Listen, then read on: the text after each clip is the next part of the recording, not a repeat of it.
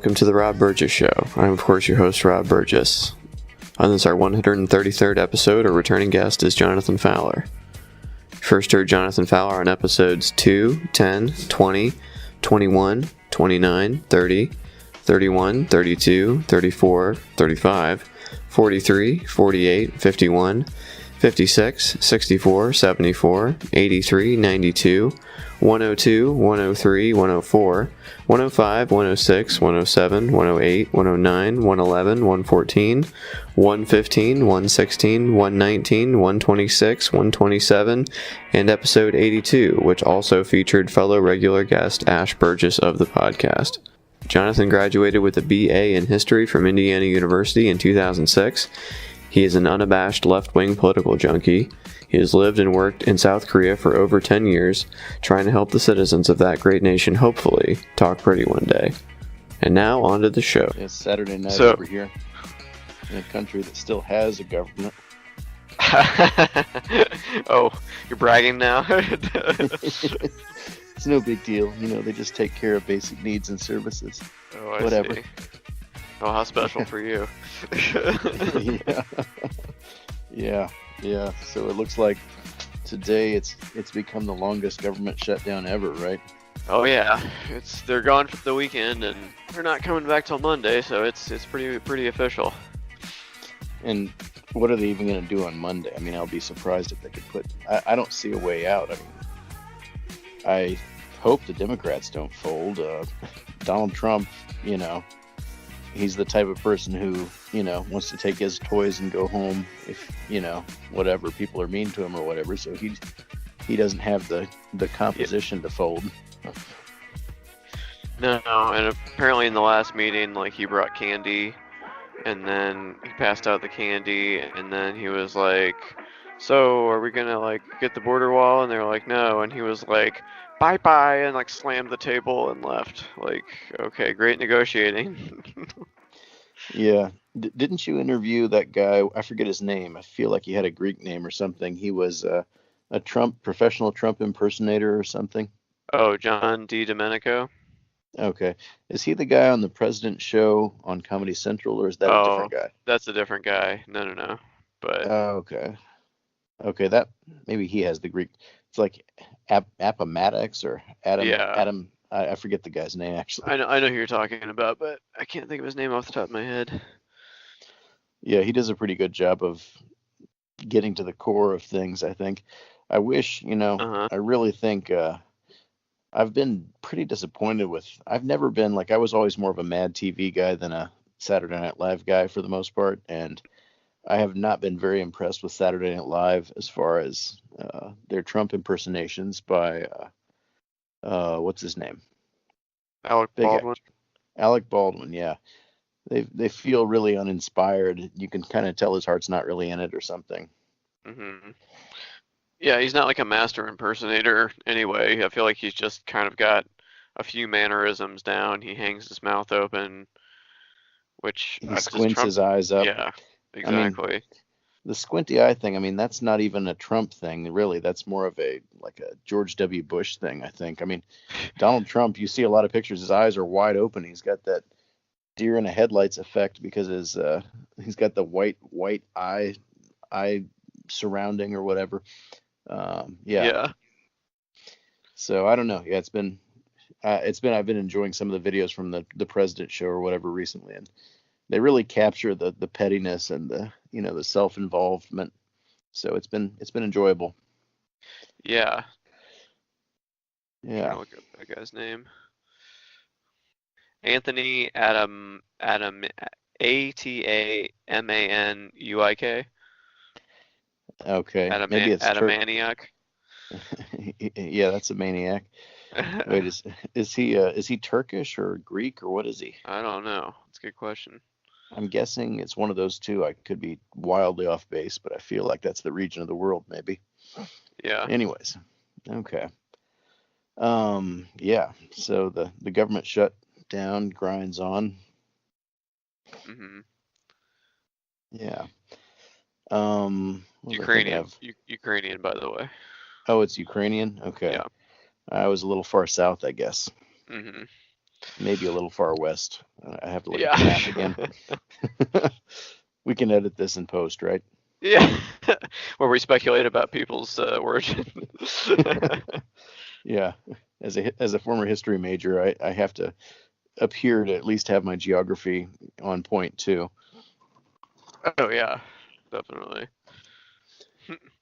Yeah. But yeah, they're basically um I don't know, they're shuffling money around to like give people their food stamps this month. They're still issuing tax refunds even though the guidance says you're not supposed to during a shutdown, and so that might be illegal. And they're keeping the parks open, but they're dipping into entrance fees to like pay people, and they're also like people are now dying on trails and stuff that are unmanned, and in Joshua Tree National Park, the trees are getting run over because people are off-roading now. Like it's a mess. Like they're all, but the point is that they're like it's shut down, but they're trying not to have people feel it. But it's like, yeah, don't give people their checks, like for real. Like, don't give the food stamps or Social Security or anything, and see if this comes to a stop real quick. Uh, Yeah. Yeah. I don't know. They like the drama of it, but they don't want to deal with the consequences, or they want to minimize the consequences for, you know, the people they want to minimize them for, and, mhm. maximize them for everybody else or whatever. But uh, whatever. It's a dumb show. I think the Democrats need to stick to their guns here and just, Trump's already owned it. Let him own it. It's his deal. I will shut down the government. Okay, fair Absolutely. enough. And We I am disagree. proud, and I'll We tell you disagree. what, I am proud to shut down the government for border security, Chuck, because the people of this country don't want criminals and people that have lots of problems and drugs pouring into our country. So I will take the mantle. I will be the one to shut it down. I'm not going to blame you for it. The last time you shut it down, it didn't work. I will take the mantle Good. of shutting down. That is And I'm going to lucky. shut it down for border But we security. believe you shouldn't shut Okay. it down. But the law- Thank you very much, shut down everybody. I mean, how many shutdowns? We've had 3 shutdowns in the past year, haven't we? This been is a number lot. 3 from 2018, I think. And yeah, I bet we'll hit a month. I don't know. We will see. Yeah. Yeah, all Oh, and over this. Yeah, yeah. What were you gonna say? it's all over the border wall funding, which, he had 2 years to do, and he didn't do when he had Republicans. And he can say, oh, well, the Democrats wouldn't help. But, he could have made the offer that the Democrats would have taken at that point. I mean, they were They willing to they give him a lot offered more. they offered some money for the wall in exchange for the DACA kids way back when, right? Yeah. So, I mean, they're not I, doing that now because they don't have to, but I never really was wild about that, because that's, you're giving him a permanent thing in exchange for something. Like the DACA problem doesn't go away if we help the kids who are in DACA right now, right? I mean, those guys, they get help or whatever, they get a reprieve, or they get work permits or whatever it is they're mhm. supposed to get or something. And yet, the situation continues to happen, because we all know the wall's not going to stop illegal immigration, and kids that wind up in DACA are going to, continue to be here or whatever coming in. Although I don't know. I mean, I don't know. This may need to be edited for clarity, but Well, I I mean, think was DACA with DACA was like a certain time period. okay? It was a one-time thing then. Yeah, it was a one-time thing that you could apply for, and you had to meet certain criteria for it. So no, I don't think it's just a continuous thing. It wouldn't like I don't know how that would even affect people that would do the same thing now. Like I don't think Yeah, there's any more DACA people coming. I think it's still like a loophole in the system, or not a loophole, but they don't have permanent status still, the new people that would be coming after them. So okay.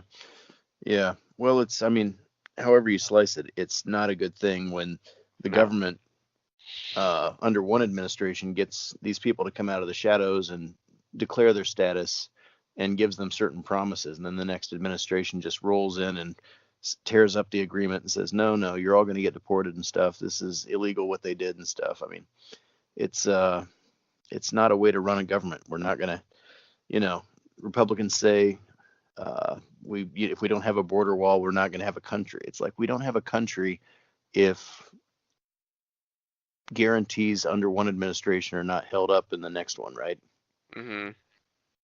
But that's when Republicans were very concerned about Obama acting like a king with his executive orders. Remember, they were so concerned, and now they're Yeah. not concerned at all anymore. I wonder what changed.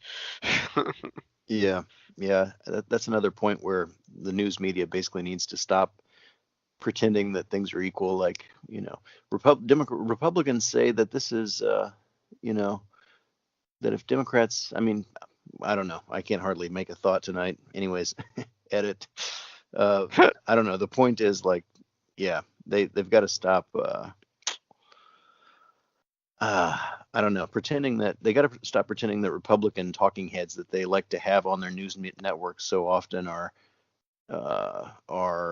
what can we say? Being genuine in the acting in things that good they. faith. Yeah, exactly. Because they're not, and everybody knows it. And the past 2 years really have showed it. Hmm. Definitely. Yeah, it's like the AP had a headline that they got slammed for that was like, "There's 2 reasons why the shutdown won't end. But Trump wants the wall and the Democrats won't give it to him." And it's like, no, there's one reason. Because Trump is like holding the whole country hostage. That's what's happening. And don't make it into this side says this, but this side says this. It's like this hostage situation won't end because the gunman has a gun to the little girl's head and they won't give him the money. Like, Yeah. The police have guns too. It's a exactly. very, yeah. Anyways, I saw that the GoFundMe that a triple amputee Iraq vet or something has set up to fund the wall has raised $20 million, which, props to him. That's impressive. But he did make a promise to give all the money back if he didn't reach his goal of, I think it was, I don't know if he was going to go for the full, what is it, 5.6 or 5.7 billion. Yeah, I thought that was funny. I did see that somebody set up a competing GoFundMe of ladders to climb over the wall. So. Yeah. I read an article a few weeks ago on the Atlantic that was about, I don't know if it was even a few weeks ago, it might have been a week ago, but it was about how the GoFundMe-ification of the economy or whatever is a response to basically the government institutions not working properly anymore. And they said that, like, on the one hand, when people have medical debt and stuff, then everybody's very sympathetic to that. They donate to those people, but they're doing that because something in the government is not functioning the way it's supposed to. Society's not working the way it's supposed to. And now Republicans are trying to go fund the border wall that Trump wants because Mexico's not going to pay for it. The Democrats aren't going to spend American tax money on it. Knock on wood. I hope they stay strong. And so people are, trying to institute policies that they support with money when the government is incapable of doing it, for better or worse. Mm-hmm. So it was a very interesting article, actually. Yeah, I saw there was a hospital in Michigan that was like either partially owned by Betsy DeVos's family or in some way connected to her. But anyway, this person get a letter from them after they were like diagnosed with cancer that was like the hospital like suggested the GoFundMe amount that they should go for, and it's like this is what we've come to in this country. Like we can't just admit that people need health care because they're human beings and they should be able to live a life. And it's like we have to like say like, oh, you're worthy of this, so here's your GoFundMe, or like these like crazy like drives me nuts like the people that want to attach work requirements to Medicaid, like in Indiana is about to do, and other states, Kentucky, like it's so mean and it's so like well you only deserve to live if you can like contribute to society or if we think you like are worthy of it, but if you're not then you're gonna die. Like it's like so horrible, and these people are Christians, and it just drives me nuts. Yeah. Well, I saw Mitch McConnell is talking about now making adjustments to quote unquote entitlements, right? Medicare, Medicaid, and Sure. Social Security. Yeah, He's saying absolutely. we got to make some cuts. We got to do something about the deficit. We've got So concerned now. $675 billion or whatever it is, and You know, we gave money to the Defense Department. We gave them a huge budget. We cut taxes on the big corporations and the rich people. Oh, now these entitlements are killing us. We got to do something about it. Which that guy, like, I mean, I don't know. Yeah, he's very destructive, Mitch McConnell. Like, I don't think people realize how instrumental he has been in what has happened to this country. Yeah, it's very disturbing. It's upsetting that he continues to be reelected from wherever he crawled out from under. Yeah. Oh boy. You got Mitch McConnell and Rand Paul, huh? Yep. That's the two senators from Kentucky there. Well, so did you watch the presidential address from the Oval Office? Oh yeah. I caught it on YouTube a couple hours after it happened. My fellow Americans, tonight I am speaking to you because there is a growing humanitarian and security crisis at our southern border. Every day, Customs and Border Patrol agents encounter thousands of illegal immigrants trying to enter our country. We are out of space to hold them, and we have no way to promptly return them back home to their country. America proudly welcomes millions of lawful immigrants who enrich our society and contribute to our nation. But all Americans are hurt by uncontrolled illegal migration. It strains public resources and drives down jobs and wages. Among those hardest hit are African Americans and Hispanic Americans. Our southern border is a pipeline for vast quantities of illegal drugs, including meth, heroin, cocaine, and fentanyl.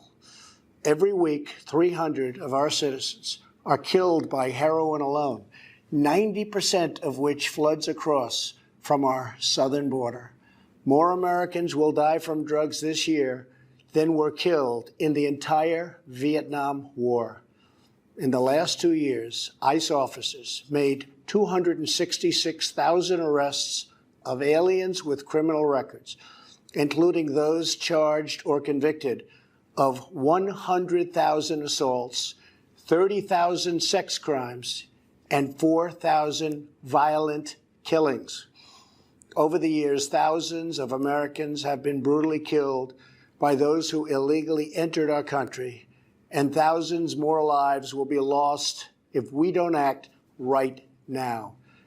This is a humanitarian crisis, a crisis of the heart and a crisis of the soul.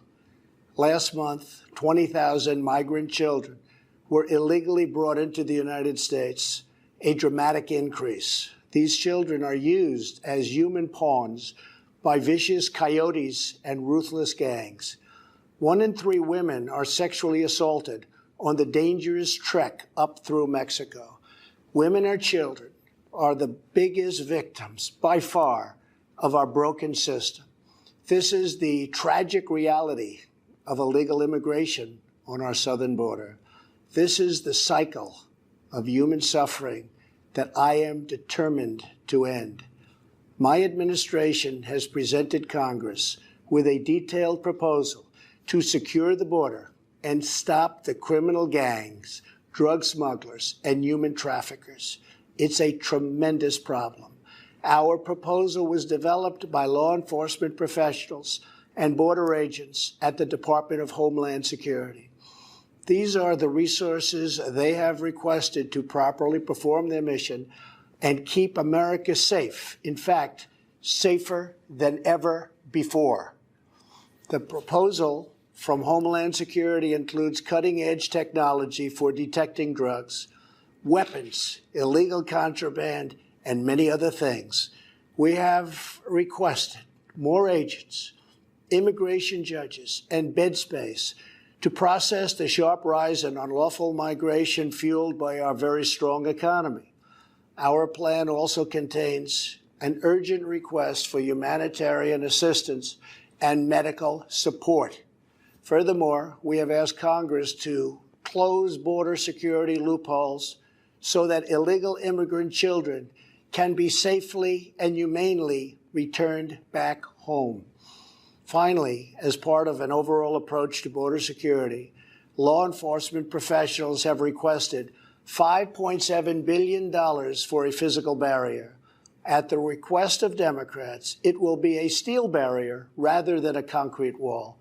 This barrier is absolutely critical to border security. It's also what our professionals at the border want and need. This is just common sense. The border wall would very quickly pay for itself. The cost of illegal drugs exceeds $500 billion a year, vastly more than the $5.7 billion we have requested from Congress. The wall will also be paid for indirectly by the great new trade deal we have made with Mexico. Senator Chuck Schumer, who you will be hearing from later tonight, has repeatedly supported a physical barrier in the past, along with many other Democrats. They changed their mind only after I was elected president. Democrats in Congress have refused to acknowledge the crisis, and they have refused to provide our brave border agents with the tools they desperately need to protect our families and our nation. The federal government remains shut down for one reason, and one reason only, because Democrats will not fund border security. My administration is doing everything in our power to help those impacted by the situation. But the only solution is for Democrats to pass a spending bill that defends our borders and reopens the government. This situation could be solved in a 45-minute meeting. I have invited congressional leadership to the White House tomorrow to get this done. Hopefully, we can rise above partisan politics in order to support national security. Some have suggested a barrier is immoral. Then why do wealthy politicians build walls, fences, and gates around their homes? They don't build walls because they hate the people on the outside, but because they love the people on the inside.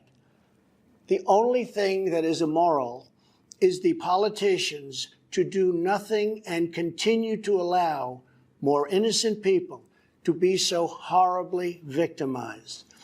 America's heart broke the day after Christmas when a young police officer in California was savagely murdered in cold blood by an illegal alien who just came across the border. The life of an American hero was stolen by someone who had no right to be in our country. Day after day, precious lives are cut short by those who have violated our borders. In California, an Air Force veteran was raped, murdered, and beaten to death with a hammer by an illegal alien with a long criminal history. In Georgia, an illegal alien was recently charged with murder for killing, beheading, and dismembering his neighbor. In Maryland, MS-13 gang members who arrived in the United States as unaccompanied minors were arrested and charged last year after viciously stabbing and beating a 16-year-old girl. Over the last several years, I've met with dozens of families whose loved ones were stolen by illegal immigration. I've held the hands of the weeping mothers and embraced the grief-stricken fathers. So sad, so terrible. I will never forget the pain in their eyes, the tremble in their voices, and the sadness gripping their souls. How much more American blood must we shed before Congress does its job? To those who refuse to compromise in the name of border security, I would ask, imagine if it was your child, your husband, or your wife whose life was so cruelly shattered and totally broken. To every member of Congress, pass a bill that ends this crisis. To every citizen, call Congress and tell them to finally after all of these decades, secure our border. This is a choice between right and wrong, justice and injustice. This is about whether we fulfill our sacred duty to the American citizens we serve. When I took the oath of office, I swore to protect our country. And that is what I will always do. So help me God. Thank you and good night. Yeah. It was, it was boring, which is disappointing. From Trump, we expect a little more. It had the lies, it had the misrepresentations, but it was basically just a total restatement of everything that he's been saying for months now. Mm-hmm. And it was just very dry and boring, as things often are when he reads from a script. Yeah, the sniffing is back big time. Yeah. Remember in the debates, remember the sniffing that was so pronounced? Yeah. I think it's back. Whatever, I don't know. I don't want to speculate on air, but he's, I know some drugs that you could be on that would make you do that. That's all I'm saying. Yeah, I have no idea if he's on some sort of drugs, or if he's just like he's nervous or something in those situations, or whatever the case is. It's very clear that he's not the healthiest president we've ever had. So yeah, the Diet Coke and McDonald's diet is screaming out from inside. The calls coming from inside the house. He doesn't look good to me. He looks very bad. And his eyes are kind of, you said that squinty eyes thing, but he did kind of look a little glassy eyed or squinty eyed or something. I don't know. Yeah, I don't know. I was actually mostly just listening to it. I don't think I was really watching him. I don't know.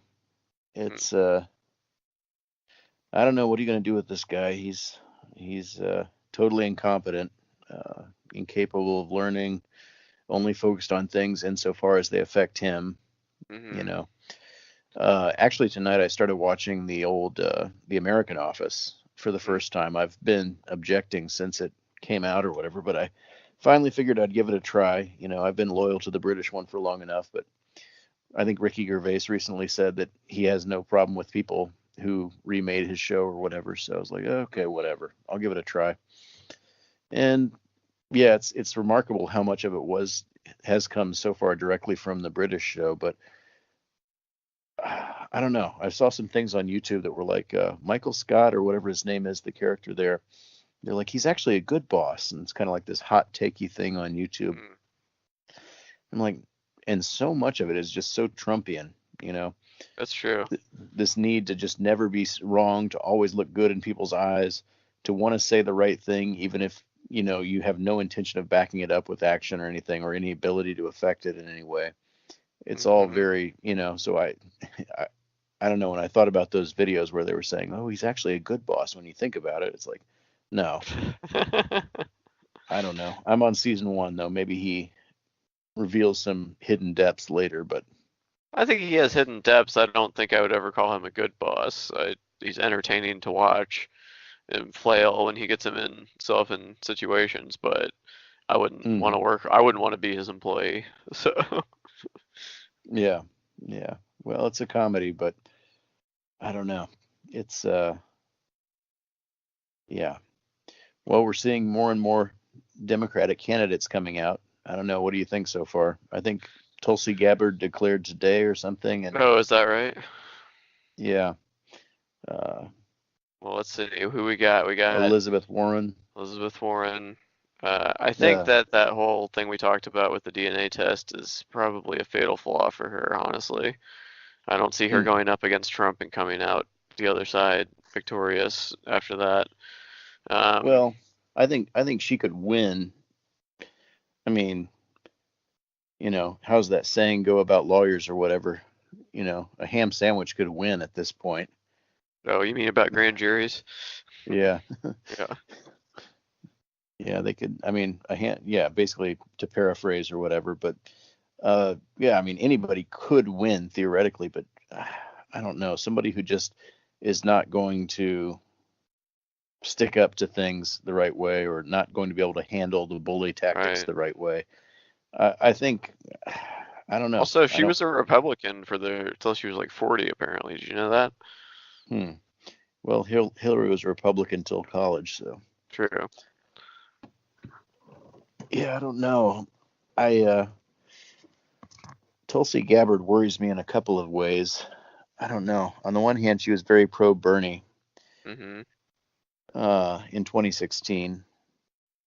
On the other hand, she had that meeting with Bashar al-Assad over in Syria. I think in 20, God, I want to say 2017, but I don't think that's right. It might have been a little bit Mhm. before that. Um, and she's been very seemingly pro Assad in a lot of ways or something. Mhm. Um, I don't know. I don't know what her deal is exactly. I guess she's an American Samoan, half American Samoan or something. She was in Mm. Iraq, or she's a veteran of one of the two most recent wars or whatever. And she supported Bernie Sanders and stuff. It kind of worries me that these people are trying to get in kind of like on the Bernie Sanders wing, you know.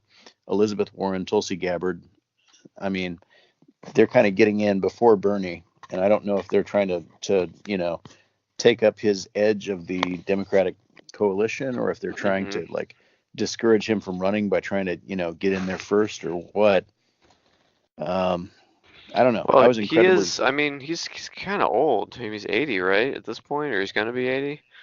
yeah. I don't know. I think, well, age is a number to some degree. Oh, I just think whenever, I mean, okay, R. Kelly. yeah, trapped in the closet. Oh yeah, trapped. Can't get out. Oh boy, there's another story. I haven't seen those episodes. Is that on Netflix or what is that on? That's I the believe it's show. a lifetime. I believe it's a Lifetime series, but I'm not sure where Okay. it's streaming or not. But yeah, I do need to see that as well. But it's probably all stuff I've heard before, but just didn't see together in one place. But anyway, back to the discussion at hand. But Bernie, yeah, I don't know. Seems Yeah, kind of old. I he's mean, at least he's he's old. inspired other people to run in his footsteps. I mean, you could say it's a victory of a sort, you know? Yeah, I think. I mean, age is one thing, but I think you look at Donald Trump, you see obvious mental decline, right? But you look at Bernie Sanders, he's full of piss and vinegar. He's coherent when he talks. He's passionate. He knows what he's talking about. I I don't get the feeling that he's going to drop dead in the next 4 to 8 years necessarily. I mean, Mm, who knows? Health things can pop up at any time. It's a sure. scary thing, but I don't know. I don't know. I just don't think that Donald Trump is going to have a heart attack before Bernie Sanders goes anywhere. I think. Knock on wood. Something. Well, I mean, yeah, and I'm sure, like you said before, whoever he picks as his VP would probably be just an acceptable substitute for whoever, you know what I mean? I'm sure he would pick somebody that people would like if they voted for him, you know? So, Yeah. I I would hope so. But at the same time, if he got the nomination, he might have to. The Democratic committee might have to. They might push somebody on him, like God, not a Tim Kaine, hopefully. But oh, not again. yeah, por favor, no más. Wasn't that Tim Kaine's thing? He could speak Spanish or Oh, something. yes, absolutely. And he plays But harmonica, I think, too, I remember. oh, oh, what a quirky guy. Um, Yeah. yeah, I don't know. I like Elizabeth Warren. I think she's good on a lot of things. I think she doesn't necessarily would not be able to handle if she could get through the general election against Trump without embarrassing herself somehow. I think that'd be great. But frankly, I'm still not wild that she kind of betrayed Bernie for Hillary when she's clearly much more close ideologically to Bernie in 2016. I don't know. Sorry, it's the the things we do echo through time. Isn't that something from Gladiator? Hmm. I don't know. Close enough. But yeah, no, I mean, I think maybe, I don't know, I'm just speculating, but maybe it was because she was excited that a woman president, maybe, I don't know. Yeah, I don't know. It's She did go pretty hard for. Did she go for Hillary while the primary battle was still happening? yeah, she went for Hillary during the primary. Wow. It wasn't like things were already wrapped up, and then she endorsed Clinton during the primary. I remember that. Mm-hmm. Some other names I'm hearing Kamala Harris may be going pretty soon. I think I heard Julian Castro or something. I don't really know this guy. I've heard his name for a couple of years. I don't really know him. He was in the Obama administration, I think. Okay. He couldn't have been. He wasn't a department head exactly, was he? What was he? I think he was. Let me look it Okay. up. I think he was the head of HUD or something. That sounds about right. Was he the head though, or was he like a vice deputy Yeah. something? He was the secretary of HUD under Barack Obama, 2014 to 2017. Oh, okay. Well, good for him. Youngest member of the Obama cabinet. Okay. Who else am I hearing? Well, Joe Beto. Biden's. Oh God, I don't know about Beto. He didn't beat Ted Cruz, which doesn't fill me with confidence. Yeah, well, it's Texas, but still. Yeah, that would have made a stronger case for himself if he had beaten Ted Cruz. But yeah, Joe Biden, I don't know. Joe Biden be fine at this point, but I don't know. I feel like that would be like Trump running against Obama or something somehow. Yeah, in people's I'm not minds. not wild about Joe Biden either. No. He's said a lot of foolish stuff over the years. Mm-hmm. Including about Obama before Obama became president. He was not very well. He didn't represent himself very well, from what I understand, in the Anita Hill, Clarence Thomas hearings in the early '90s. There, that I have a very vague recollection of from my childhood. Mm-hmm. In the Me Too era, Donald Trump doesn't have any room to talk, but I don't know. I just don't know that that's the person we need. He's a centrist. I don't know. Yeah, he's not my cup of tea either. Mm-mm. Yeah. I don't know. I do think people need to be cognizant, though, that Russia could very easily once again be trying to influence the kind of the internecine. I forget how to pronounce that word. Mm-hmm. It's one of those words you always see written. Mm-hmm. Fight in the Democratic primary, though, Mm-hmm. which they certainly did during the 2016 campaign. Like the WikiLeaks, Yeah, at this point, I don't know. Years and years and years ago, I was willing to give Julian Assange the benefit of the doubt, but I think I don't know. It's time to storm the embassy. I think drag his ass out. What the fuck did you do? The fuck did you do? Yeah. Yeah. I don't know. Yeah, we've got a lot of candidates wanting to run. I'm sure there's some other ones that we haven't even heard of yet. Cory Booker's still out there. Yeah, Cory Booker's there. I was gonna say Mitch Landrieu, who is the mayor of New Orleans. Okay, I haven't heard about that one. Oh, one from Indiana, South Bend Mayor Pete Buttigieg. He is a young gay man that is the mayor of South Bend, and he is apparently a rising star in the party. So. I don't see a President Buttigieg. I don't know. It's a funny last name, but yeah, he's got some heat. I don't know. There's got a lot of people, but all I really want is just put somebody that could possibly win, and then from the right have somebody like Kasich or Mitt Romney or somebody else either try to primary Trump, or I think would be even better, be a third party for them, siphon some votes away, act as a spoiler.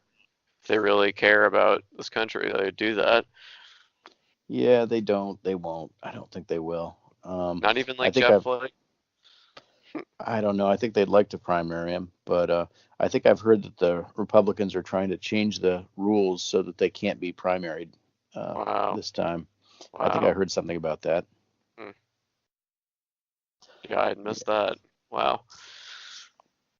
Yeah, I, I don't know. They like to. At the end of the day, Republicans will always circle the wagons, right? That's what they're good at. Yeah. But 2019 should be an interesting time. What grade would you like to give Chuck and Nancy so far? I don't know. What did you think of their response to the thing? Did you think it was good? I don't know. It seemed a little wonky and ineffective or something. Good evening. I appreciate the opportunity to speak directly to the American people tonight about how we can end this shutdown and meet the needs of the American people. Sadly, much of what we heard from President Trump throughout this senseless shutdown has been full of misinformation and even malice. The president has chosen fear. We want to start with the facts. The fact is, on the very first day of this Congress, House Democrats passed Senate Republican legislation to reopen government and fund smart, effective border security solutions. But the president is rejecting these bipartisan bills which would reopen government over his obsession with forcing American taxpayers to waste billions of dollars on an expensive and ineffective wall, a wall he always promised Mexico would pay for. The fact is, President Trump has chosen to hold hostage critical services for the health, safety, and well-being of the American people and withhold the paychecks of 800,000 innocent workers across the nation, many of them veterans. He promised to keep government shut down for months or years, no matter whom it hurts. That's just plain wrong. The fact is, we all agree we need to secure our borders while honoring our values. We can build the infrastructure and roads at our ports of entry. We can install new technology to scan cars and trucks for drugs coming into our nation. We can hire the personnel we need to facilitate trade and immigration at the border. We can fund more innovation to detect unauthorized crossings. The fact is, the women and children at the border are not a security threat. They are a humanitarian challenge, a challenge that President Trump's own cruel and counterproductive policies have only deepened. And the fact is, President Trump must stop holding the American people hostage, must stop manufacturing a crisis, and must reopen the government. Thank you. Leader Schumer? Thank you, Speaker Pelosi. My fellow Americans, we address you tonight for one reason only. The President of the United States, having failed to get Mexico to pay for his ineffective, unnecessary border wall, and unable to convince the Congress or the American people to foot the bill, has shut down the government. American democracy doesn't work that way. We don't govern by temper tantrum. No president should pound the table and demand he gets his way, or else the government shuts down, hurting millions of Americans who are treated as leverage. Tonight, and throughout this debate and throughout his presidency, President Trump has appealed to fear, not facts, division, not unity. Make no mistake, Democrats and the president both want stronger border security. However, we sharply disagree with the president about the most effective way to do it. So, how do we untangle this mess? Well, there's an obvious solution. Separate the shutdown from arguments over border security. There is bipartisan legislation supported by Democrats and Republicans to reopen government while allowing debate over border security to continue. There is no excuse for hurting millions of Americans over a policy difference. Federal workers are about to miss a paycheck. Some families can't get a mortgage to buy a new home. Farmers and small businesses won't get loans they desperately need. Most presidents have used Oval Office addresses for noble purposes. This president just used the backdrop of the Oval Office to manufacture a crisis, stoke fear, and divert attention from the turmoil in his administration. My fellow Americans, there is no challenge so great that our nation cannot rise to meet it. We can reopen the government and continue to work through disagreements over policy. We can secure our border without an ineffective, expensive wall. And we can welcome legal immigrants and refugees without compromising safety and security. The symbol of America should be the Statue of Liberty, not a 30-foot wall. So our suggestion is a simple one. Mr. President, reopen the government and we can work to resolve our differences over border security, but end this shutdown now. Thank you. I don't know. I will say if the left wing of the Democratic Party could have, credibly challenged Nancy Pelosi, I would have supported that. They ultimately didn't. And she's been doing okay since then, I would say. I don't know, on some of the things she's been doing. I think, like, Chuck Schumer seems to really be kind of an attention hog or something in the camera. Like, I think there was one, not this most recent press conference, but there was one before that where it was like him and her standing next to each other, and she was about to pass it off to somebody else, and he said, wait, it's my turn, let me talk too. He had to get his sound bite in there, and it was just kind of like, I don't know. It just seems like he's very concerned that he also be seen to be saying, important things on camera. Yeah, I'm not a fan of his. I think they could do better, honestly. Yeah. Democrats are not sending us their best people. No, they're not. I mean, Nancy's okay, I guess. I don't know. I don't have a huge problem with her, but it would have been nice to see somebody else. Now, see, the dream would be if, because the Speaker of the House doesn't even have to be a member of Congress, right? So, really? Yeah, they can elect anybody. So here's what you do. You put Hillary Clinton as Speaker of the House, and then you impeach Pence and Trump, and look at what you got. President Hillary Clinton. That would drive the Republicans insane. Yeah, it would be second Civil War 2.0 right immediately, I'm sure. They'd lose it, and then she could make Obama her vice president just for good measure. Yeah, that would. Oh boy. Yeah. Or no, she could put him on the Supreme Court. That would be much better. Yeah. I think it's time to expand the court. Oh yeah. So you ready to go down that road? Oh yeah. It doesn't matter. The worst you can say is that it destroys norms, and responsible people would argue that we shouldn't be doing that. But Republicans have been destroying norms for several years now. And, obviously, like, the media is not going to take it seriously until the Democrats start doing it too. So, it's time to take it to that next level. I don't know. I find when I listen to myself or whatever on these podcasts, I find that I do sound a little bit shrill or extreme sometimes. And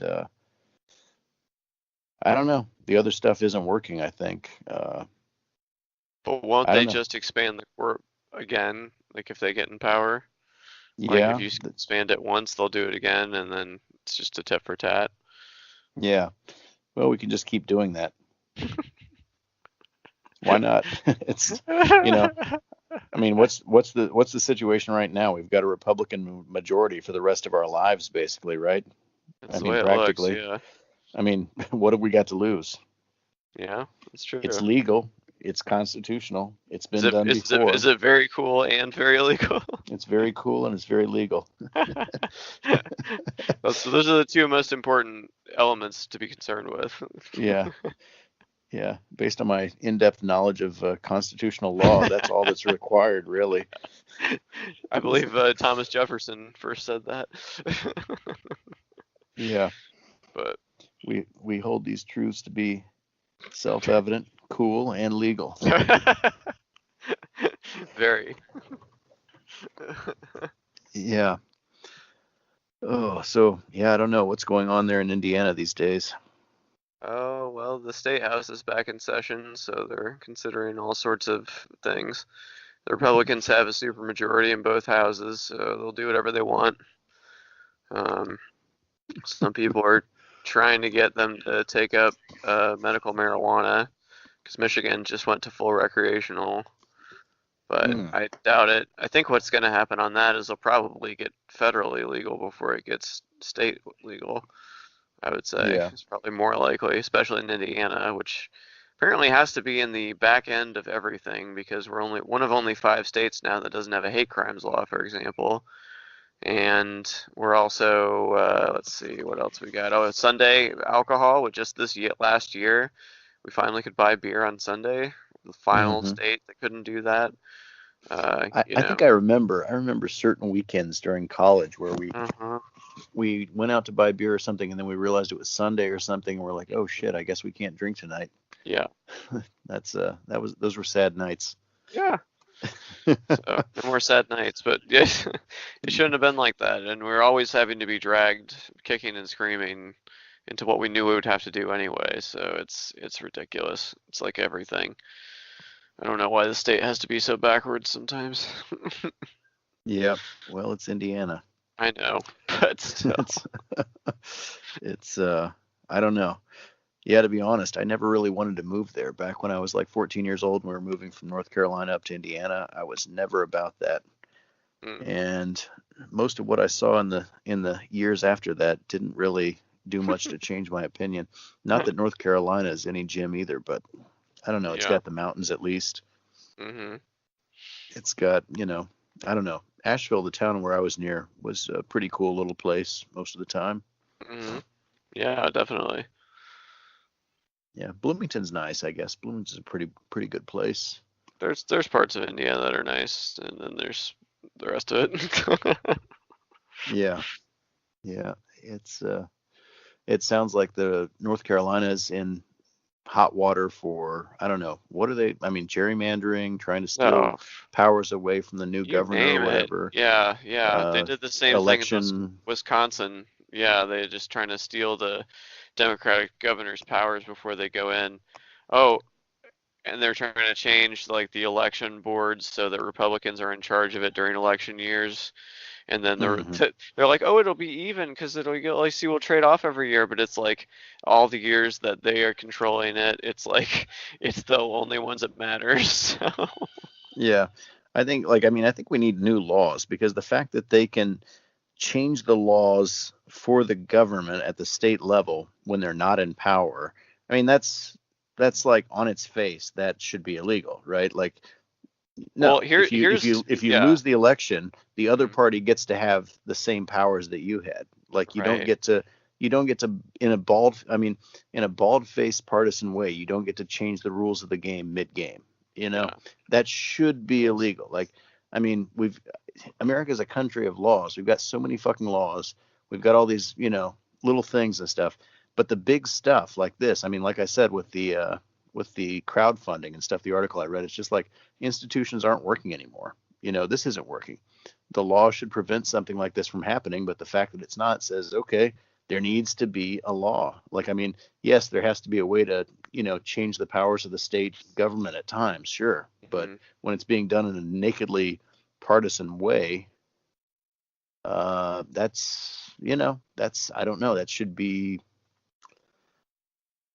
I don't know. It just should be illegal. It's, Right. Well, I think partially the reason too is because there's a time period between when the election happens and when they're seated the new, legislature or whatever, or the governor or whatever. So there's like these people know that they're like not going to be in power, so then they like do these rash things in the few weeks they have until they're not in power. So maybe there should be some sort of prohibition on that. Like you can't just make all these crazy new laws like in between the time you lose the election and the time you're actually out of office. So, yeah, but yeah. I mean, the rules have to be the same whether you win or lose, right? yeah, I think somebody said the way you could make a just society or something is that if you imagine the society, I think I've heard this on the Joe Rogan. No, not Joe Rogan. What's his name? Sam Harris. Yeah, the Sam Harris podcast is like, you should design a society so that you don't know if you're rich, poor, man, woman, black, white, etc. If you didn't know what you were going to be when you went into that society, you would still be satisfied to be going into that society, that you would be treated equally and fairly, right? Mm-hmm. And that really has to be the way people go into elections. You can't Mm-hmm. say it doesn't really matter if we win or we lose, because if we lose, we're just going to strip all the powers away from the guy who takes it. I mean, that's I'm not a legal expert, but I don't think you have to be. I mean, it just takes a basic knowledge of right and wrong. I mean, that's obviously wrong. If our laws don't address that, then that's a deficiency in our laws. That's not a fact that, Big Daddy Cha-Cha doesn't know how all the details of how the law works. I mean, I'm sure an Yeah. Alan Dershowitz would argue circles around me about why, you don't know what you're talking about. Well, Well, then you could ask him why he was friends with Jeffrey Epstein, so you could have something else to talk about with Alan Dershowitz. yeah, But, that's another thing. And that guy, like, he got off really easy, right? Like, I mean, yeah, there that's was a a big disgrace. expose, yeah, about that. Yeah, he got a sweetheart deal from the current, uh, some cabinet member of Trump's administration was like the guy that set up the sweetheart deal. So yeah, it's pretty shady stuff. And he was friends with Bill Clinton and Trump and Prince Edward, and yeah, it's looking like he was like running this like celebrity underage sex ring basically, and he got off easy because he didn't spill the beans or whatever. So Yeah, that is, I mean, and lest we forget, there are, reasonably credible allegations that Donald Trump raped a 13-year-old girl. Am I I think wrong? that's connected to that case. Yeah, Yeah, the Epstein exactly. case. Yeah. And I mean, and if there's anything, there's no specific allegations against Bill Clinton, I don't think, although he knew the guy and was friends with him. Right. So who knows Hmm. what the situation was there. But Right. I mean, the fact that this guy got any kind of a sweetheart deal suggests that, powerful people in either or both parties may Hmm. have not wanted him to go down and squeal. So, Hmm. this Definitely. is the state of America, or at least the appearance of the state of America in 2019. It's like, it's this place where, people who commit the big crimes, major crimes. I mean, I Yeah, don't we're know, talking about dozens and dozens of girls. Like this isn't like just a yeah, few we're people. talking about trafficking, we're talking about Yeah. gang rapes, we're talking about some really heinous shit. Hmm. Uh, you know, and yeah, if you have dirt on the right people, or if it appears that you have dirt on the right people, the American public will never know, what the Hmm. story was there. Definitely. It's I don't know. It's kind of a downer podcast, but I don't know. Yeah. Yeah. So So, what's going on in Korea right now? oh, I don't know. I'm working hard. Uh, Gosh, let's see. Jordan Peterson is making his debut here. His book has been published in Korean, and he made a specific YouTube thing to, Oh hello, the no. people of South Korea. I really respect what you've done with your country there, and I hope you'll enjoy my book, and it'll teach you how to be better men or whatever. Wow. Do you tell It's them to make their bed? yeah, yeah. I've already had to warn two young guys off that have, teacher, do you know this philosopher guy? He's very famous over in the West. I'm like, who? And they're like, uh, 12, and I'm like, no, no, no, don't listen to this guy. I said, I listened to the guy for about 5 minutes when he first came on or whatever, just because he Uh-huh. seemed like whatever his situation was interesting. I was hearing about it from different places. Everybody was talking Uh-huh. about it. People were saying, Yeah, but people are saying. then I realized, like, no, this guy is he's got another agenda. He's radically anti-left wing in a way that doesn't hardly even make sense. Hmm. He's one of these people who he has an expertise in a certain area, and he may be a great professor in that area. I don't really know, but he feels empowered to opine on a variety of issues that he is not an expert in, clearly.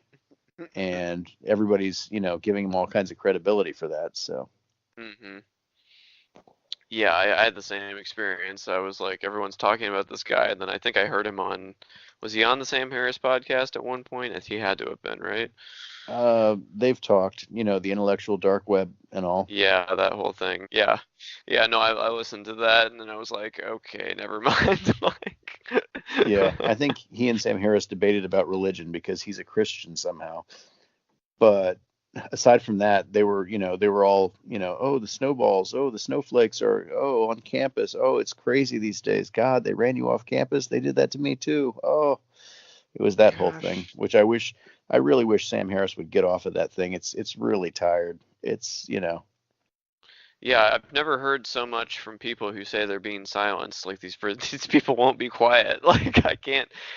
That's all I ever hear about from these people being silenced. Like you really, because you have a podcast with millions of people that listen to you every week. You're a best-selling author. You have all this like people can hear you. It's okay. It's just maybe in this one spot you weren't allowed to say exactly what you wanted to. You know. Yeah, yeah, it's ridiculous. And while they're bitching and moaning about this stuff, I mean, to Sam Harris's credit, he's extremely critical of Donald Trump. Mhm. He's had entire podcasts where he's talked to like David Frum and people like that, and Mhm. whatever you want to say about David Frum, at this point in time, he's against Trump, which may not be enough, but it's something. And Yeah. so he's been pretty strongly against Donald Trump, but of all the rights violations and things going against the Constitution and assertions of Mhm. power and overriding the rule of law and destroying norms and destroying institutions and firing Mhm. people willy-nilly so that nobody can effectively manage things when you're not managing them. The thing you're going to get bent out of shape is that like Berkeley threw you off campus one time or something. I Oh mean, yeah. come on. That's not the threat to our society. But That's okay. just not it. Well, I mean, if we want to play devil's advocate on this, the argument, I guess, for caring about that is that you think that maybe this is what it is empowering people like Donald Trump, that people on the right get so bent out of shape about this, and therefore, it's like if we have this like policing of speech and all this stuff, that then you're like giving when Donald Trump comes across as genuine because he says any old thing that comes into his head, you know what I mean? That seems that strikes people differently than, oh, you can't say this, you can't say that. So I don't know. Like I'm being too generous there by putting that argument into his mouth, but you know what I'm saying? Like that's the type of thing. Like The right wing I mean, as much as they complain about the left wing snowflakes, they are an mm, outrage machine. And if it's hmm not this, it'll always be something else. But, and to be fair, Democrats, left wing people have got to stop. I, you know, a a month ago or whatever, when PETA came out with their, yeah, why right. don't we not say these things that are, these idioms and expressions that are about animal cruelty or talking about animals or something? Why don't we substitute them for something else? And it's like, you people are a parody of a left wing opinion. This, this is the type of shit that gives conservatives their ammunition. This hmm kind of petty, childish, stupid. I don't know. I don't know. Yeah. I mean, I think their heart is maybe in the right place in that. Yes, I agree. Factory farming is a horror show. Yes, I agree. It wouldn't be better. Wouldn't it be better if we didn't have to eat meat? We're all just animals. I get their arguments, but like when you start doing this stuff, yeah. it's like people Let's just do feel it like, like they do it okay. on the Discovery Channel. Exactly. But Yeah. But it's so I do think there's a kernel of truth there, and I think like, do you know David Pakman, I've heard the the David name. Pakman Show? Yeah, he's a pretty smart guy, although he's got way too many ads on his show and stuff. You watch a 3-minute video and 2 minutes is like an ad for like, oh, there's this app that'll read books for you. I read a lot of books, but I don't have time to read them, so this thing reads them to me in 15 minutes. It's amazing. It's like it's 2 minutes of that with 1 minute of worthwhile content. hmm But he's a smart dude. But somebody had said something. She'd said something about in 2020, I'm not going to vote for a male candidate. I won't vote for a white male candidate because clearly the future, this is the year of the woman or something. Well, isn't there a name for that or something when you won't vote for somebody based on their sex and their race? She like tried to get him banned from teaching at Boston College or something. And it's just like, this is the most self-defeating brand of leftism there is. It's disgraceful. Yeah. Well, what did you think about the whole Kevin Hart situation? At first I thought, well, I didn't really know what he said at first, and I was like, whatever. I don't know. This is something we do now. We get somebody to host these things, then we complain about it or whatever. But then I saw what he said. He said like something like he's going to beat his son if he's gay or something. I was like, That's just a bit, yeah. That's some pretty heinous shit. I don't know. It's like you can go on.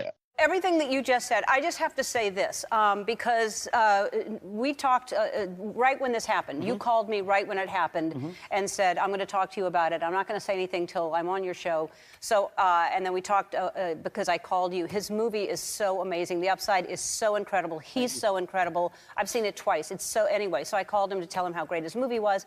Then we talked a little bit more. So I called the Academy today because I really want you to host the Oscars. I think that I was so excited when I heard that they asked you. I thought it was an amazing thing. I knew how important it was and how it was a dream. So I called them. I said, Kevin's on. I have no idea if he wants to come back and host, but what are your thoughts? And they were like, oh my God, we want him to host. We feel like that maybe he misunderstood or it was handled wrong, or maybe we said the wrong thing, but we want him to host. Whatever we can do, we would be thrilled. And he should host the Oscars.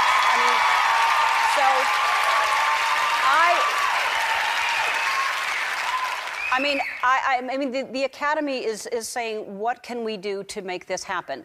And I'm saying to you that as one of the smartest people I know, one of the funniest people I know, and when you see this movie, you see the talent and see his acting ability and what the different layers of Kevin Hart is.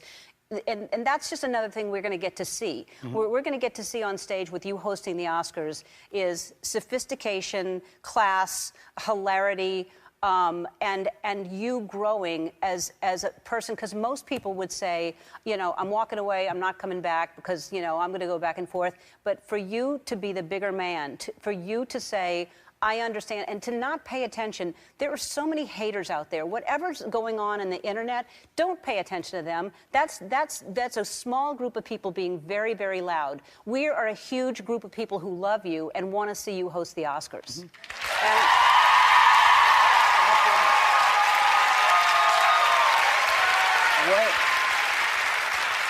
What I can say is this. I can say that there's a flip side. Okay, the flip side is. To any attack, there's just another side. There's a B side. There's always an A side. There's a B side. On my side, openly, I say I'm wrong for my past words. I say it. I said it. I understand that. I know that.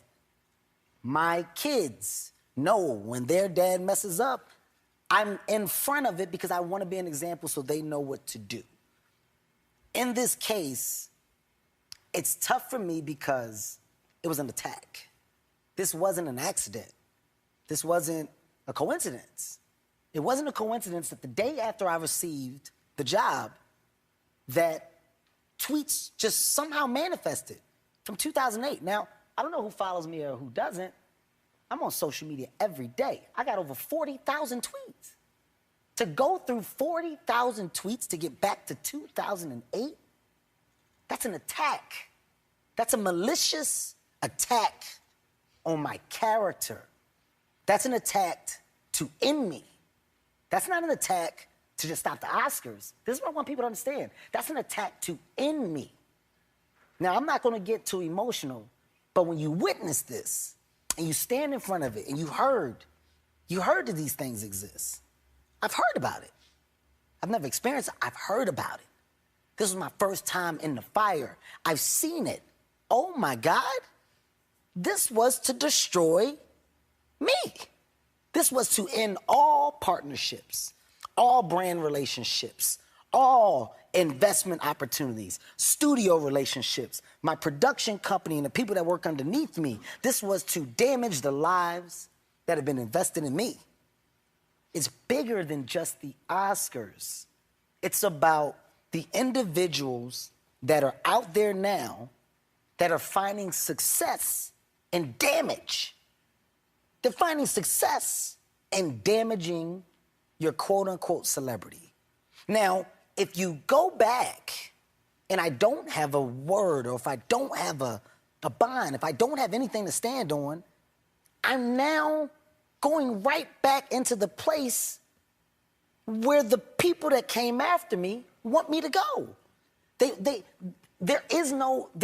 Somebody has to take a stand against the quote-unquote trolls.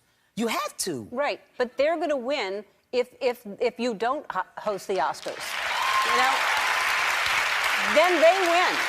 And so for you to stand up and say, no, whoever you are, you know, the trolls are, and they do it, and who knows who this person is, or people, who cares? And you can't let them destroy you, and they can't destroy you because you have too much talent. No one can do that. And for them to stop you from your dream, from what you wanted to do and what you have a right to do, what you should be doing, it's why they haven't found another host. I think they were secretly hoping that you would come back. And I'm praying that this happens. I think, as I said to you earlier, I think it's perfect that all this happened, because there has to be a conversation about homophobia. And whatever they did, and whoever's trying to hurt you, it brought up you reminding people that you're a bigger person, that you've already apologized. You're apologizing again. And so, I mean, you know, you know, as a gay person, as someone who actually... What? Yes. I'm so sorry to break this to you. What? I know, I didn't tell you before. You didn't tell me at dinner? No, I didn't want you to know. I thought maybe you wouldn't like me. I mean, really, I am as sensitive to all of that, and I talked to you about this, and you have already expressed that it's only, you know, it's not being educated on the subject, not realizing how dangerous those words are, not realizing how many kids are killed for being gay or beaten up every day. You have grown, you have apologized, you're apologizing again right now. You've done it. Don't let those people win. Host the Oscars. We have to take a break. We'll be back. I don't know why Ellen is so cool with the guy or whatever. I don't know why she's trying to give him. They're both comedians, maybe. I don't know. Yeah. I don't know. Yeah, it's just. I don't know. Yeah, the social media. I mean, we've all said things on social media that we don't. You know, ain't none of us running for elected office in this lifetime. That's you know that's a given. But yeah, I mean, I do agree there should be some, you know, but I don't think what he said was really funny. I mean, I guess it was kind of, I don't know, it might have been a kind of virtue signaling to a certain type of fan or something at that point in time, but I don't know. It seemed heartfelt. It's, yeah, I don't know. No, I'm not too bent out of shape out of it. He didn't get the thing. That's a sad story. I mean, he's still going to be rich, but I mean, my take on it was you just always delete your tweets, delete them all, people. That's what I'll say to the end. No reason to keep your old social media accounts, you know, archived forever for everyone to see, especially Twitter, because anyone can see that. Just delete it all, folks. So, yeah, but like with the Wayback Machine, people can find things anyways, can't they? If they screenshot it. Yeah. So they have to screenshot it before you delete it? Yes. And then the Wayback Machine can find it? Okay. Yeah, you go to the Wayback Machine and you put in the address and you say take a whatever inventory of this. Some websites do it automatically, but usually the way it works is that somebody wanted to see it and they went back and they clicked it to like save like a version or whatever of it. So okay. Yeah. Well, excuse me. I think I've got some work to do on Facebook tonight then. Well, if you've got your Facebook settings to private and you don't think anybody you're friends with is going to snitch on you, you're probably okay. Oh man, dude, I've got 775 of my nearest and dearest. They would never betray me. not a Benedict Arnold among you. Yeah. I don't know. Yeah, it's You've all passed the test of me making my acquaintance at least once. yeah. I met you at a party. It seemed like a good idea to exchange information. I never saw you again, and I have said some wild shit in that interim. No, I've gone back and looked at people that have like, oh yeah, noticed that they've unfriended me, and for a minute I'm like, hey, and then I was like, well, yeah, I guess that makes sense. Like, we don't really talk, and I don't really know this person, and they're probably just trying to like clean up their friends list or whatever. So it's like, whatever, it's fine. Yeah, it's like a Charlie Puth song. Oh yeah, what's that one? We don't talk anymore. Oh yeah. Yeah. It's I don't know. It happens. I don't like defriending people unless they really, really deserve it. I've done it probably, I can count on one hand the number of times I've defriended anybody on Facebook. Although some of you motherfuckers are really asking for it. You want to call any shots out? No. They've been warned. They know who they are. They know what they've done. Yeah, that's disgraceful. So, Yeah, but yeah. some, Oh, go ahead. like Trump supporters, and I think you know who I might be referring to here, but like I feel like I just don't engage with them for so long that if I ever post anything political, they like jump into my mentions like this, just to like try to mix it up, and it's like I've already muted your updates on my.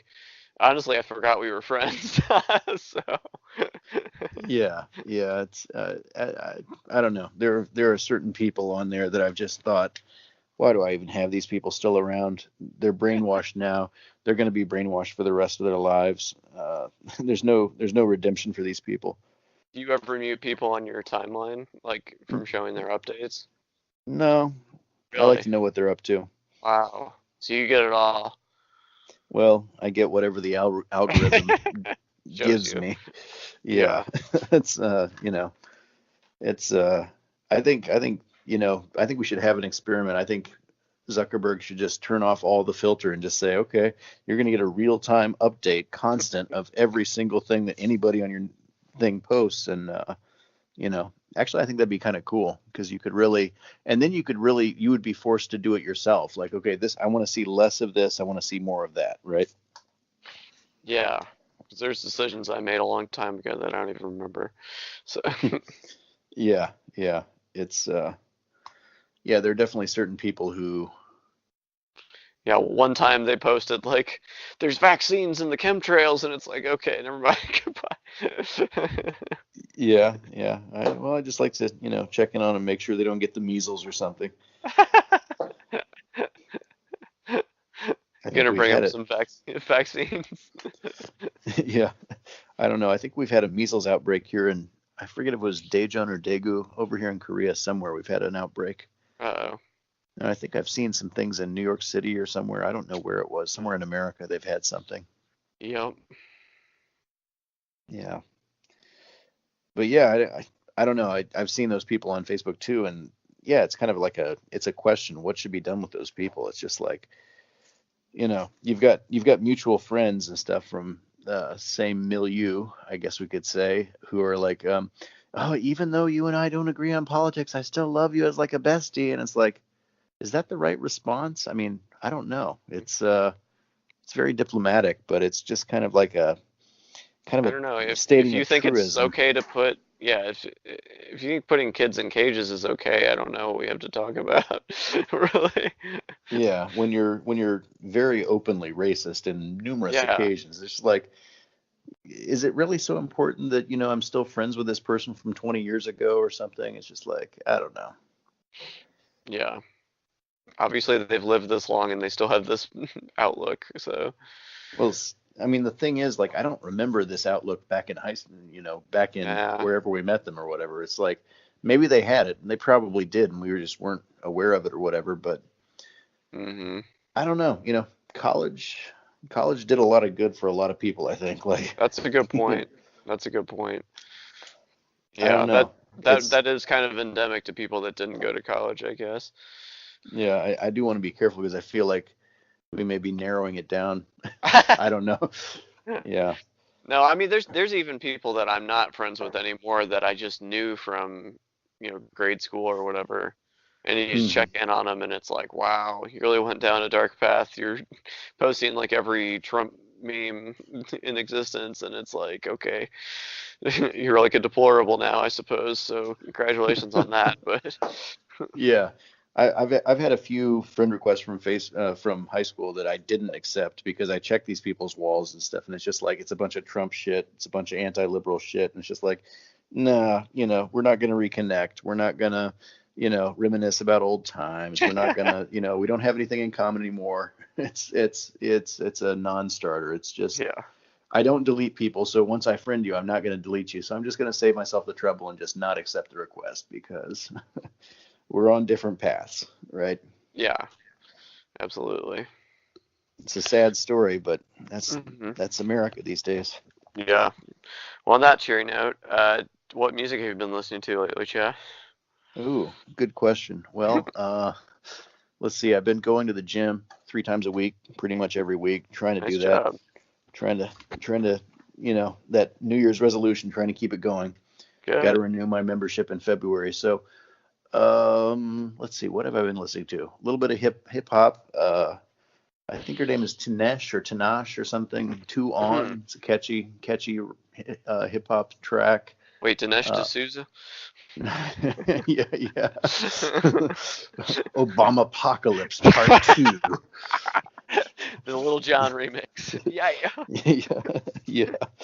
Let's see. I've been listening to her. Tinash, Tinashe, I think is her name. Two on is a good song.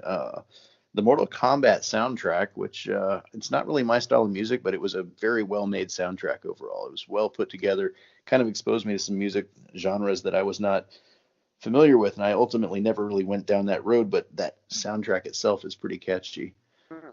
And also the Mech Warrior 2 soundtrack. Did you ever Mm, play the old Windows 95 game Mech Warrior 2? sounds familiar. It had an amazing soundtrack. Like the soundtrack is just, you could put it in a movie today and it'd be perfect.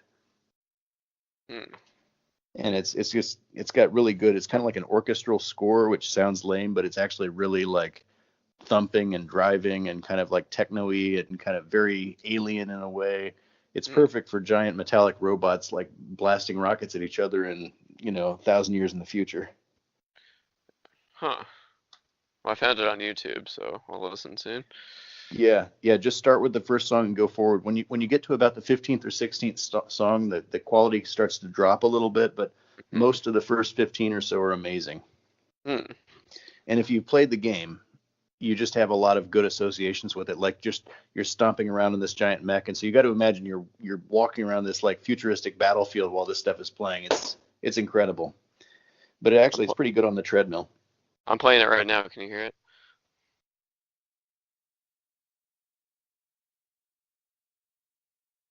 Can't hear anything yet.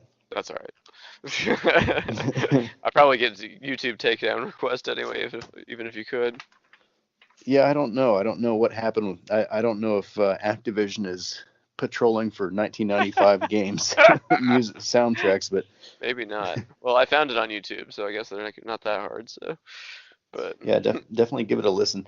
I've also been listening to, okay, let's see, some old like kind of, what can we say? The kind of like the, what is it? Uh, Soul for Real, you know them? sounds familiar. Candy Rain, Mm, Every Little Thing You Do, was that them? Candy Rain. Let me look. I guarantee, like when you hear these songs, you'll remember it probably. It's very early '90s, Mm, very smooth, very fucking smooth, very smooth R&B. okay, sounds familiar. I'm listening to a Yeah, little bit right now. yeah.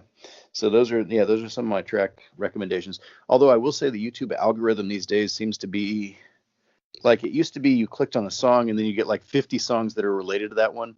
And I haven't been getting that so much these days. These days it seems to be just giving me, oh, you want the Candy Rain mix? And then I click on it. Yes, I do. And they're like, oh, here are the last 6 songs you listened to the last time you listened to Candy Rain. I'm like, that's not what I want. I want, I want some randomization. I want some variety here.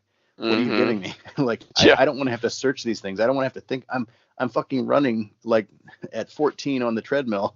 I don't have time to type a search. I just want some randomness, you know? Listen, if I wanted Belle Biv DeVoe, I'd find Belle Biv DeVoe. Yeah. Yep. It's my prerogative. Poison. Yeah. So, anyways, yeah, those are some tracks that I would definitely put out there for the listening pleasure.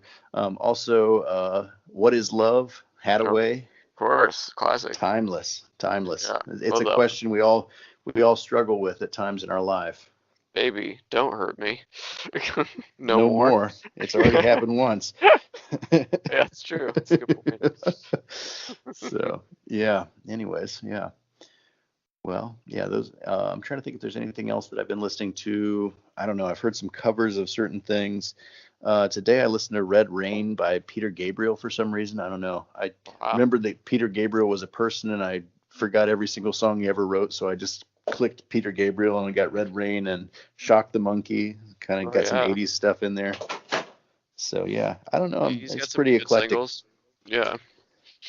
Was he kind of like a Phil Collins, kind of like a drummer / vocalist guy or something? Well, he was replaced in Genesis by Phil Collins. Okay.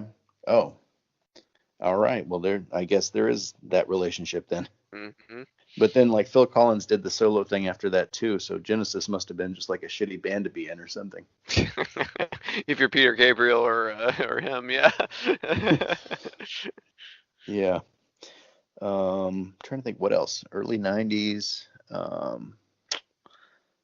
There was a song I heard recently that was another one of those, those deep cuts from the '90s that you just forgot about, and then you hear it again, and it's like, oh yeah, this is a song.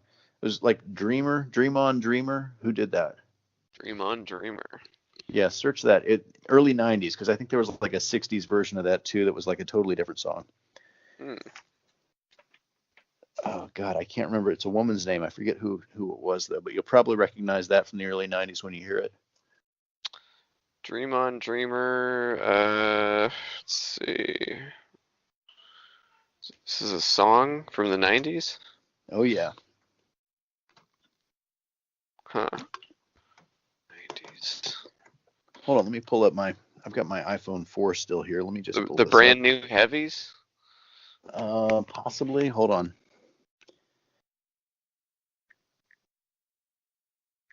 Let me see. Oh, Dreamer. Yeah, the brand new heavies. That is it. Yeah. Okay, that's it. That was one. Yeah, God, what have I been listening to? Lots of stuff. Heavy D and the Boys. Speaking of the heavies, a little bit of that.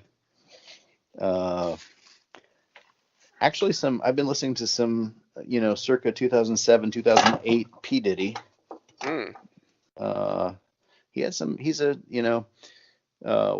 He's not the best rapper alive, but he had some decent R&B songs.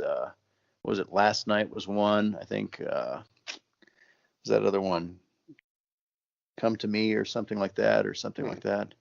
He had a couple songs that were kind of like catchy. Yeah, I guess I never gave his solo much of a chance. Yeah, he had a couple songs in my first year or two in Korea. He was kind of on the radio there. Yeah. Today I listened to some Wyclef Jean, and I gotta say, I don't know. I like that album a lot back in the day, and it's, artistically it's probably pretty good. It didn't hold up as well as I expected, I feel like. I don't know. I may give it another chance a few days later. I did listen to some DMX, One More Road to Cross today. Yeah. Very well put together thing. Yeah. I mean, he had a real structure. I mean, he had a three, I don't know, verse, chorus, end. Kind of like, I mean, it was a very, he had a solid formula there. Yeah. Nothing revolutionary, but I feel like a lot of people had that same idea. yeah. Actually, like I've jokingly referred a couple times to the was it Quan? What's his name? Rich Homie Quan and whoever's with him on the Lifestyle song. Lifestyle is an aggressively bad rap song, but it's so bad that it's kind of good. It's listen to it. It's that My Lifestyle. It's kind of like the mumble rap thing, I guess. Is this Young like, Thug? Is it? Yeah, Young Thug. I think so. Yeah. Young Thug and Rich Homie Quan. Yeah, My Lifestyle. Check it out. It's hilarious. Like, check it out and message me with what your feelings are about this song. He's just kind of like my lifestyle. And then he's like at one point he's like, I'm trying to get with this woman, but she's not getting me hard. I think there must be something wrong with the pussy or something. It's like, dude, maybe there's something wrong with you. It's just like blaming it on the woman. It's an aggressively bad song, but it is kind of a funny, like, philosophical thought. You think about, like, he's like, I've done a lot of shit to live this here, my lifestyle or something. It's like, yeah, that's kind of true, for better or worse, haven't we all? We've done various things that have led us to this point in our life, which this thing has become our lifestyle now. It's like, there, I don't know, there's some sort of is it a Buddhist cone or something? What do they call it in there? I don't know. There's some deeper truth or something in Rich Homie Quan's situation. Definitely. Words I never thought I'd hear said before. Feel free to edit this section mercilessly before the final broadcast. Okay. No, I'm listening to the song now. It's ridiculous. Had you not heard it before, or? I think you mentioned it before. I just don't think I've actually given it much of a chance. Yeah. The thing is, you won't like it at first, but then, like, you'll think of it again a couple of days later and you'll listen to it again and it'll just kind of, it becomes a thing. It's terrible, but it's so great. So yeah. It's interesting. It's deep, it's shallow, it's stupid, it's, offensive, it's somewhat philosophical. I don't know. It works on different levels. Yeah. Oh yeah. Anyways, yeah, those are some of my musical picks, I guess, these days. Gotcha. I don't know what's new. I don't know what's hot right now, but yeah. I have out of the loop. No clue. Yeah. I'm so out of the loop on that. Is Taylor Swift still happening? People seem to like her, right? Yeah. I don't know. She's had a couple songs. This Is How We Do. What was that? Was it she did that 22 thing? 22. Mm-hmm. Whatever. She's like one of those people who made like the country to pop transition or something, right? Oh yes. Okay, kind of another Miley Cyrus case. Yeah, a little less. I don't know. Miley Cyrus tried to go down the rap road, and then I think she hit reverse on that pretty quick. And then she's probably for the best. Yeah. She did a song with Juicy J and Wiz Khalifa, like J's on My Feet. It's not very good, but yeah. Oh, Air Force Ones. You remember that? Of course. Yeah, that was a good song. I really like it because it's like, again, we talked about DMX's songwriting method on his second album, Flesh of My Flesh, Blood of My Blood, where he followed a certain formula. And really, I think that Air Force Ones really explodes the traditional hip hop formula as far as it's like a 5-minute song. And it's not about, shooting people or, fucking girls or anything like that. It's all about shoes. And it's all about this brand of shoes and buying them and shopping for them and what style he likes and what style all his friends like and, how they shop for them and how, it's just a good song. It's very on message and it's longer than average. It's, yeah. Yeah, I always liked that song pretty well. Yeah, and I thought it almost took on political dimensions during the kneeling, the NFL Oh, kneeling, the yeah, Kavanaugh yeah. situation. The Air Force Ones You became mean kind of a You mean rallying. Kaepernick? You mean Kaepernick? Yeah. Oh, Kavanaugh. That's a different thing. Yeah. Probably the only kneeling he did was in university at the toilet. Exactly. You mean Bart O'Kavanaugh?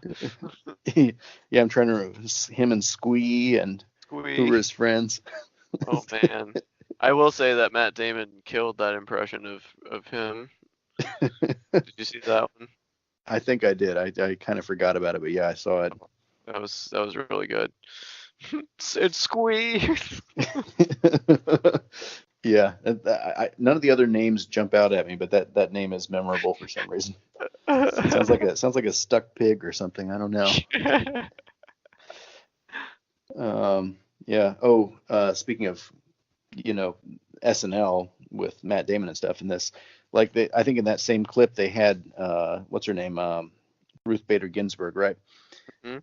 And I think I heard that she got the cancer taken care of and she doesn't have any recurrences right now, so she's okay. But I also saw a news article somewhere, it might have been MSNBC or something, that Trump was in the background he was looking for possible replacements in case she dies. So classy as always. Great. Oh, absolutely. Vulture Yeah. circling above. Yeah. Oh boy. We're gonna add more seats to the Supreme Court. It's just got to happen. It's yeah. These guys don't get any more. Well, that's a good way to kick off our first show of 2019. So Yeah. yeah. Yeah. Sorry, it wasn't a bit of a more upbeat episode. I guess I'm a little exhausted today, and I don't know. 2018 was a heck of a year, so let's hope 2019 is a little bit better. Definitely. Yeah. What is it the year of? According to Koreans, it's the year of the golden pig. Does that have any specific meaning, or is that just what they call it? Well, every year, like last year was the golden dog or something, and then a few years before that, I think it was the black sheep or something. There are different colors associated with the different animals in Korea, I guess. I don't know. Somebody on Facebook said that they thought, and they Googled it, and they said it was the earth pig. But I talked to several Koreans, and all the Koreans swear that it's the golden pig, not the earth pig. So I'd I go don't with know the if there's. Koreans on that one. I don't know, man. China's pretty big. I don't know if China and Korea have a different, color association policy or something, or if, Google's just got the wrong information. I don't know what's going on there, but that would be kind of interesting to look into. Yeah, Because I Googled it and they didn't say anything. Again, they said it was the earth pig. And I'm like, but all these Koreans are telling me it's the golden pig. So in Korea, it's definitely the gold pig. Pigs are associated with, I think, luck or money in Korea. If you have a dream about a pig, or if you have a dream about shit in Korea, that's a sign that you're going to get money somehow. And if you have a lucky dream in Korea, theoretically, you can sell your dream to somebody else. What? Yeah, they give you money for your dream and then they become lucky. Oh, this sounds like a golden business opportunity right here.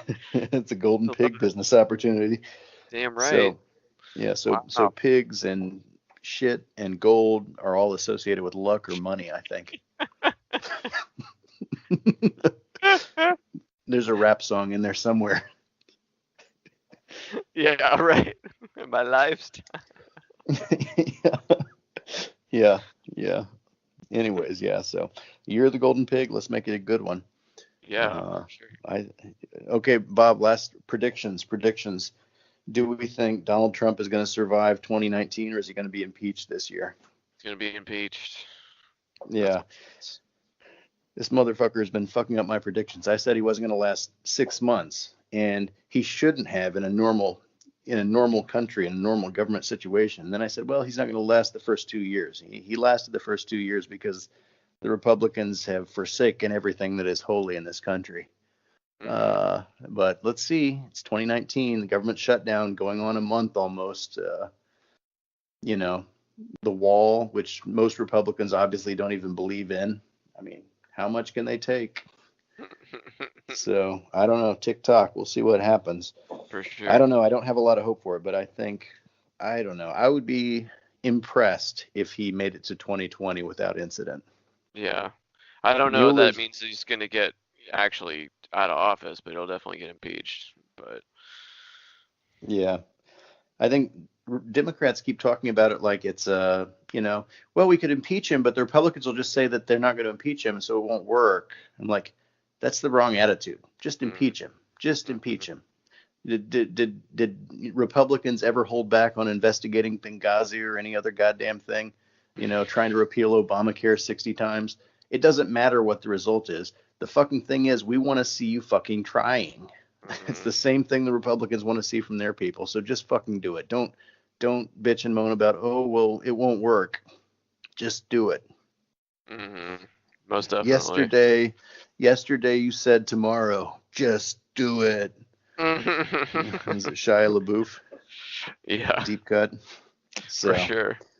Anyways, yeah. So that's what I'm hoping. That's my New Year's wish or whatever for 2019. Sweet. All right, man. Well, thanks for jumping on the Skype here. I appreciate it. Yeah, for sure. Yeah, good luck in 2019, Bob. We'll talk to you soon, okay? All right. Later on. Yeah, bye-bye.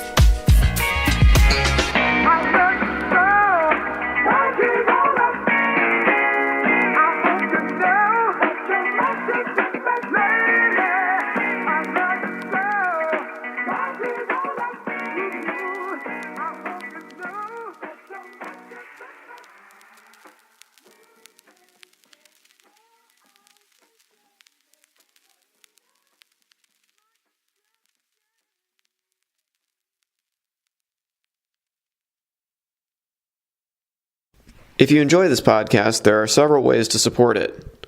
Join the Rob Burgess Show mailing list. Go to tinyletter.com/The Rob Burgess Show and type in your email address. Then respond to the automatic message. I have a Patreon account which can be found at patreon.com/Rob Burgess Show Patreon. I hope you'll consider supporting in any amount. Also, please make sure to comment, follow, like, subscribe, share, rate, and review everywhere the podcast is available, including iTunes, YouTube, SoundCloud, Stitcher, Google Play Music, Facebook, Twitter, Internet Archive, TuneIn, and RSS. The official website for the podcast is www.therobburgessshow.com. You can find out more about me by visiting my website, www.thisburgess.com. And if you have something to say, record a voice memo on your smartphone and send it to therobburgessshow@gmail.com. Include voice memo in the subject line of the email. Until next time.